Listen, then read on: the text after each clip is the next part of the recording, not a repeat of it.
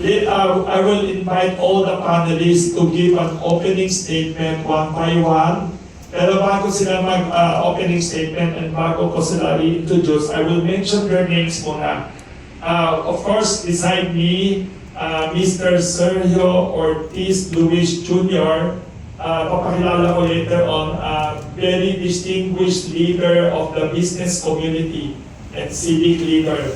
I will introduce him properly later on for his opening statement.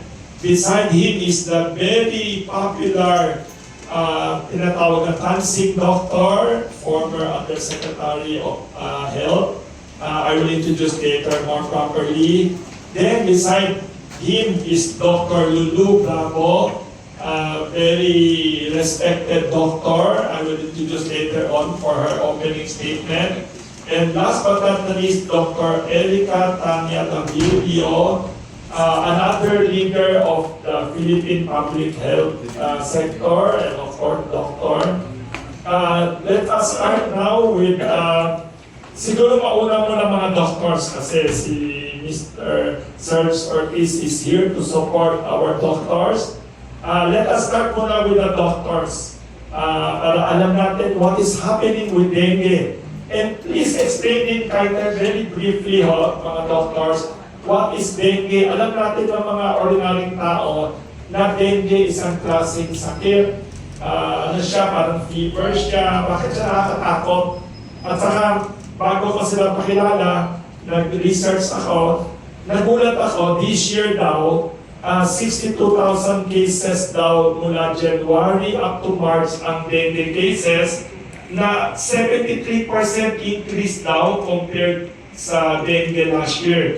Totoo ba yan? Ano nangyayari ho? Let us start muna with Dr. Eric Tayo. Kasi hindi ito based on age or seniority, I think it's based on geography. Sorry ho. Magandang umaga, maraming salamat. Ay, di ka ba napakilala? Sorry. Sir Wilson. Sorry, I will introduce you. Sorry, properly introduced. Dr. Eric Tayag is known as a dancing doctor kasi when he was in the Department of Health, he was dancing and telling people, sumayaw na lang kayo kaysa magpaputok ng mga fireworks during New Year.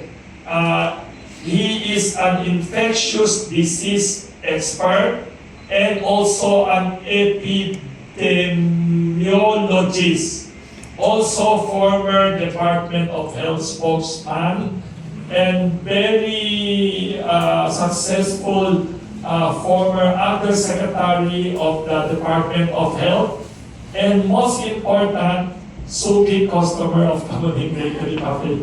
Let us welcome Dr. Eric Tayag for his opening statement. Maraming salamat, Mr. Wilson. Magandang umaga po sa inyong lahat.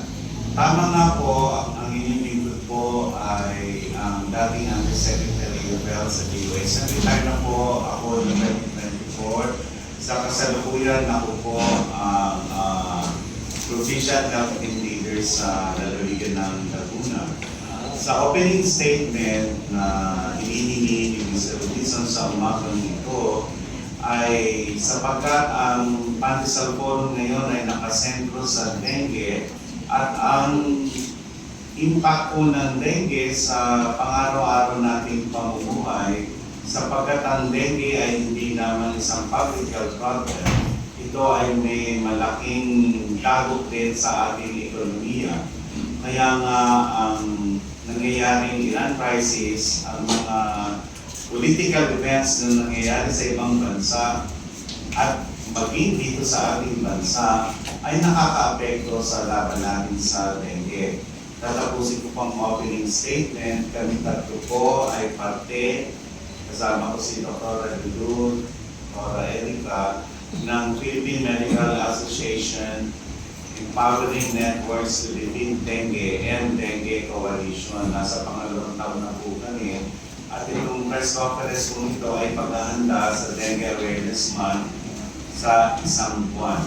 Doon po tatapusin ang aking opening statement. Madadagdagan po yan sapagkat magbibigay po ang inyong input ng mga datos na kailangan niyong malaman at maintindihan para mailagay sa tamang konteksto ang problema ng dengue sa ating bansa. Maraming salamat, Mr. Wilson. Thank you, Dr. Eric Tagle. Bago ako pumunta sa next panelist, next month ba ang Dengue Awareness Month? June ba ho? Opo. Ay. Katunayan, pabagitin ni Dr. Luz, Yes. may mahalagang pagpupulong na gagawin sa isang bansa dito sa Southeast Asia. Thank you, Dr. Tagle. Next for opening statement. Mr. Wilson, Dr. Tayag po, ang inyong report. Tayag po. Ay, sorry. Dr. Tayag. Sorry, Dr. Tayag. Dr. Eric Tayag.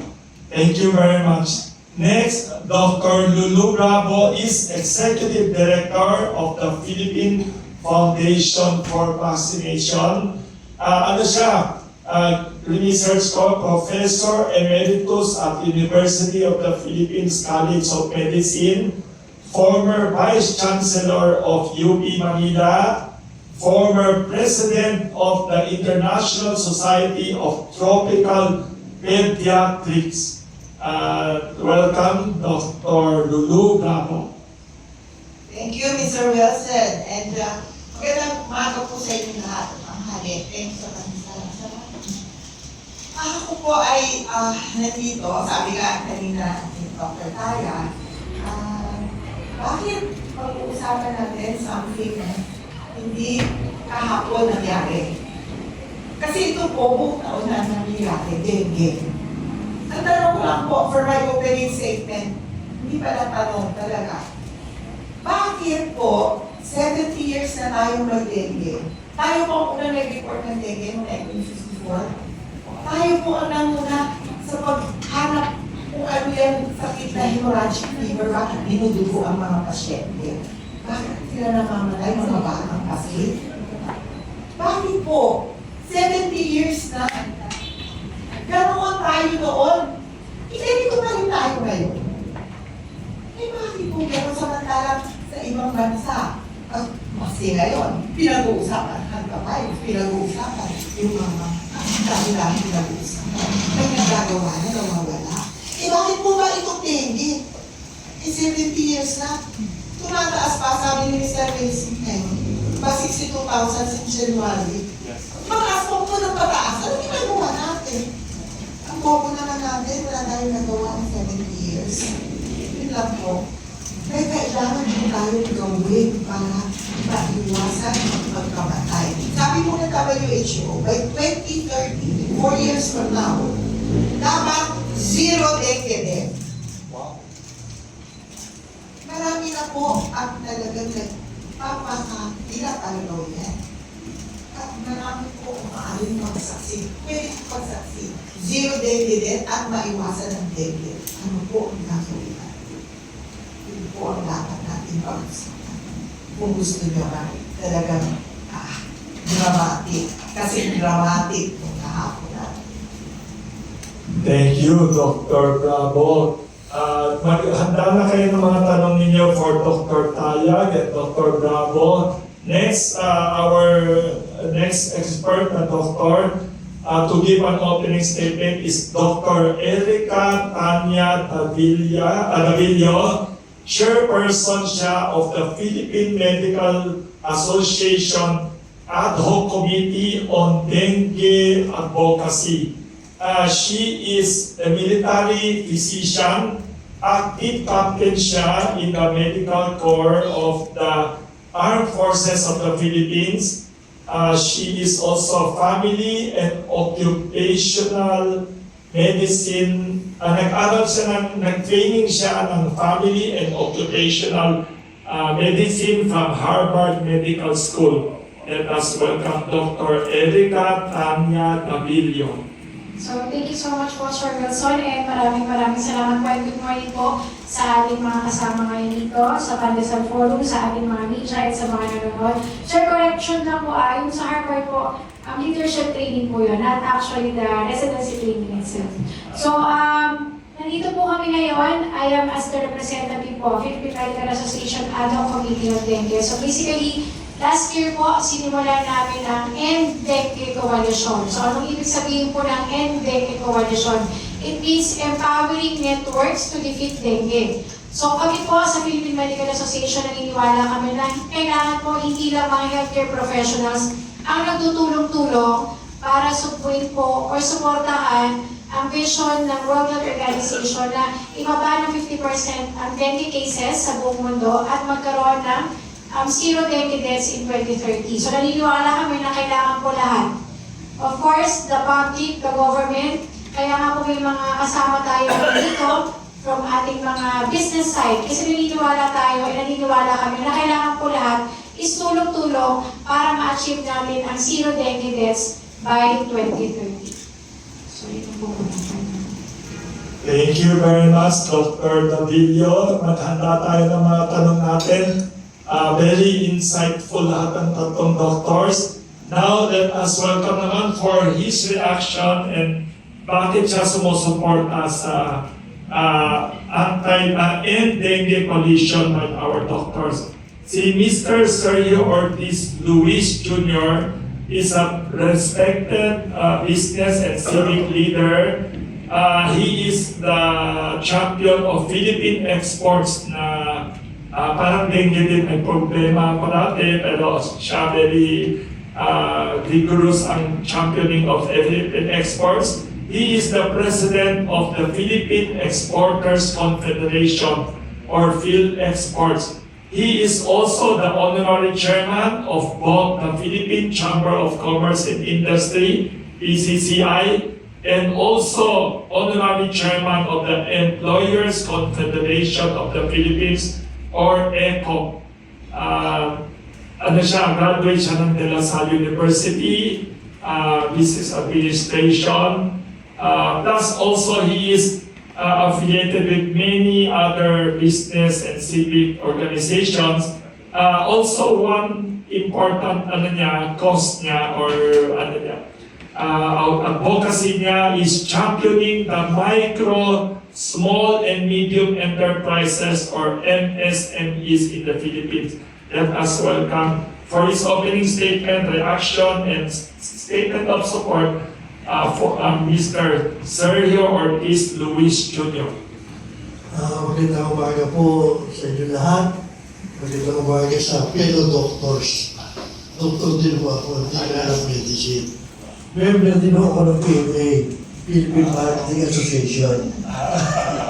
Pero I'm so glad to be invited here to give some perspective from the business sector. Alam nyo, taong-taon, lagi na lang ating problema yung dengue.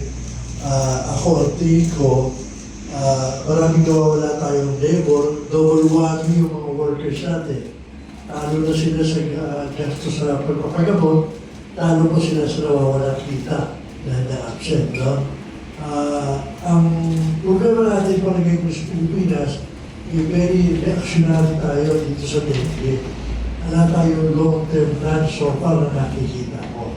Sa ibang bayan, kagaya sa Singapore, I think they have almost eradicated it because talagang they have a national plan to eradicate it. Tayo, nagastahan lang natin pagpapagamot. Hindi natin pinipreparasyon ng mabuti, wala tayong budget sa prevention. No? Pero naman yun, nasa tropical country tayo. Ang mga lamok dito, talagang mababagsik. Pero wala tayo ng mga scientific ways na ginagamit. Kaya sa ibang bansa, nagpasok sila ng lamok, napapatero sa generation ng mga lamok ng mga dengue. At wala tayong budget. Alam ko nakikita mo yung budget natin. Kung talagang hindi kagaya nung ilan natin ng TV, ito sa national effort sa TV, na talagang may budget tayong nilagay. Dito pa na preventive. So I hope we can come up with something that the government can be adapted to come up really with the national budget at ipagpundahan ito dahil yung pondo nito maliit kumpara sa nawawala sa ating taon. Thank you very much, Mr. Sergio Ortiz Luis Jr. for supporting the ending the coalition and your statement, opening statement.